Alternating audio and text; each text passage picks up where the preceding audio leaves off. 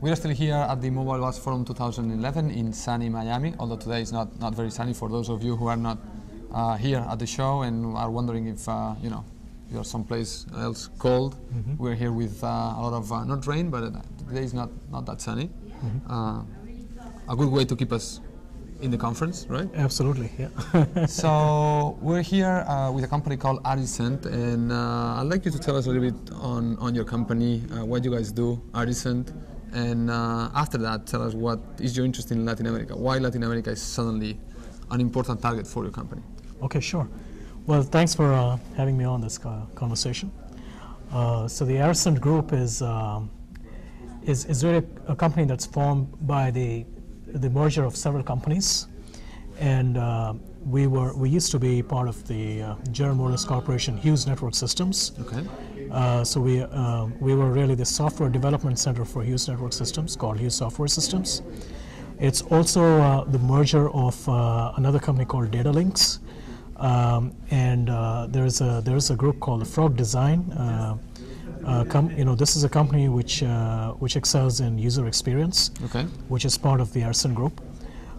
So in all, we're about almost 10,000 employees worldwide, privately held. So many acquisitions, obviously. Yeah, piling up people here. Yeah, many acquisitions, and we've also grown organically quite a bit. Okay. One of our largest organic growth has really come from Hughes. Today globally we're focused mainly on communications and the adjacent areas. In all, we have the capability to provide end-to-end communication solutions. Our businesses are primarily in the area of product engineering services and also carrier class services to carriers. So we are very active in deploying OSS, BSS. We also have network application products. There's a suite of network application solutions that we are deploying, and this is the reason why we're participating in the Mobile West Forum here today. Okay, so you are in the area of, you are actually Director of Business Development for Arisent. Yes. And obviously, probably you are pretty much responsible somehow of the Arisent interest in Latin America. Obviously, you've seen something in Latin America. What it is that has made your company think that you have some terrain to gain here? Okay, sure. So our network application suite of products is actually deployed in about 70 service providers. I'm just speaking just for the network applications products, right? So there are about 70 carriers worldwide who have deployed our solutions. These are mainly in Asia Pacific and Europe. We're interested to see how we can expand our reach. Obviously, here the Latin America market is financially very interesting, and it's an emerging market, and like everybody else, we want to have a strong play here.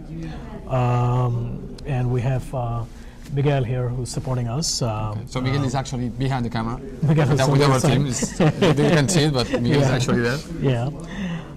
So we are looking at we're looking at some of the key operators here. We're hoping to really have some references here. Okay. Now you mentioned Asia Pacific, right? Mm-hmm. You're coming from an area in the world that telecommunications is really well advanced. Yes. Both in mobile and fixed, everything. Mm-hmm. So I don't know if the reason why you are seeing Latin America is, one, because you've seen some saturation in that market, and two, because there are some deficiencies. And by that, I don't mean to insult Latin America. Obviously, I work in Latin America, but obviously, we are less advanced than some countries in Asia Pacific. So I don't know if you've seen that operators have, some innovation to do in certain areas, that they are lagging behind the Asia Pacific counterparts, and that made you say, okay, we need to go there and teach these guys how things are done.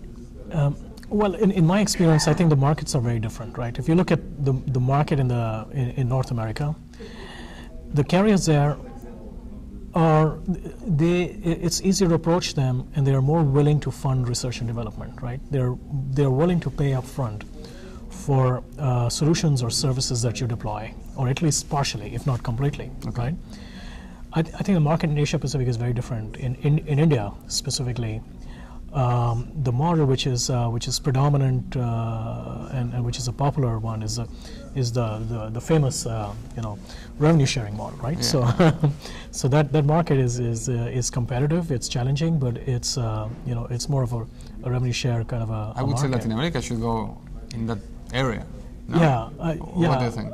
Well, I think it's interesting because we've seen in the presentations today. I mean, places like Brazil, which are a really predominant part of the Latin American market, Yeah. could be a mix of both, right? This is where it's interesting. The mobile penetration is very high in most of these countries, which means that the foundation is already there to be able to launch, incremental revenue-generating applications. This is where, in my experience, I've seen two areas which are really strong right now: the area of application enablement and unified communications. So I think the foundation is already there in Latin America because mobile penetration is reasonable, and it's a time to launch revenue-generating applications and value-added services. So it's a very interesting market from that standpoint. Okay, you mentioned at the beginning that Addison is well concentrated on the VSS, OSS markets, right? We're seeing some consolidation recently in those markets. Telcordia is being bought by Ericsson. Sure. Bridgewater seems to be bought by Amdocs. They're actually here. Yes. What does that tell you in terms of the OSS VSS market worldwide? What's the signal that these acquisitions are trying to tell us? Yeah, so I think a lot of operators have a very strong OSS BSS story because they understand their networks very well, right? That's probably the only in-house software development team that they have, right?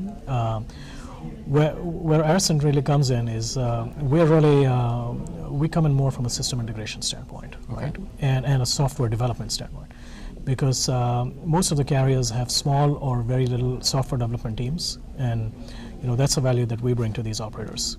But yes, you're right. I mean, there are companies like Bridgewater which supply very critical pieces of the end-to-end solution. Yeah. Bridgewater PCRF. I mean, Bridgewater has been a hot property, right, for a while. Yeah. So there are companies which are supplying critical pieces of the end-to-end solution, and I'm sure there's going to be we're going to see many more mergers and acquisitions right now because there is an attempt by many people to try to provide the end-to-end solution, right? Okay, and that's because we're seeing less operators, less options to sell to the operators, or what are those reduction of players in the market mean? That actually, Yeah, I think there are challenges because on one side the networks are expanding, new technologies are being incubated, right? Operators are actually, in my mind, they're trying to focus more on marketing and the subscribers, which gives OEMs an opportunity to have a bigger play, and being ambitious is not bad, right? Yeah, no. Actually, you said something interesting. You said that more companies are trying to have an end-to-end solution, so they want a piece of the whole cake, actually, so they don't want to share it with anybody. Is this good news or bad news for Addison, that you are having to, instead of fighting different companies in different domains within the value chain of OSS VSS, now you're going to be facing Ericsson on one end or Amdocs at another end? Yeah, I think as Addison we have a capability to provide an end-to-end solution. Okay, but so you're already a player with an end-to-end. Yeah, but we're mainly on the software side. Okay. Right. So if you look at our portfolio, we can start all the way from consulting and user experience, so all the way from conceptualization, right, where we basically put the concept in place. This is with Frog Design, like I mentioned. We have very strong play on the side of mobile devices. We supply codecs to mobiles. We have a very large market share there. More than 500 million devices shipped with our codecs. So our mobile devices story is very strong. Our product engineering services team is a very large team. So we have a capability to to design the architecture, to develop the software, to test it, and to roll the solution out. Okay. And this is supported by our NCI, SSO, and system integration practices, right? So from some standpoint, we do have an end-to-end capability, but we don't obviously compete. I mean, if you look at companies like Ericsson or Alcatel-Lucent, we are not competing with them, right? We are really enabling them. Okay. It could be your partners, actually. They are our customers. They are the customers. Yeah. They are our customers. So we're careful to not build products which are in competition with theirs, right? Because they're our customers, and we are actually enabling them to build products for carriers. Okay. Right? But you're working also directly with the carriers, not just through these OEMs. We are working with the carriers, and these are areas where we are essentially providing system integration services, and we're. But in terms of product engineering services, you're always going through the OEM. Where we go through the OEMs. Okay. Correct. Now, to finalize, I don't know if it's my imagination, but could it be that you have changed your logo recently, or your corporate image? Yeah, actually, we do have. Because I've seen your car, and I've seen Edison before, and you have, okay. Colors look different, and yeah, we did some changes there. Yes, you're right. Actually, we did a fairly large rebranding exercise. We're in the process of rolling out a new brand. The new brand is called the Ericsson Group. So we are. Let me do something that my team is gonna hate. This is the new. Okay. Thanks. It's orange. It's this orange, right? Yeah, new. Yeah, so we did a very exhaustive branding exercise. We actually we put Siegel and Gale as consultants to help us redefine the new brand. Okay.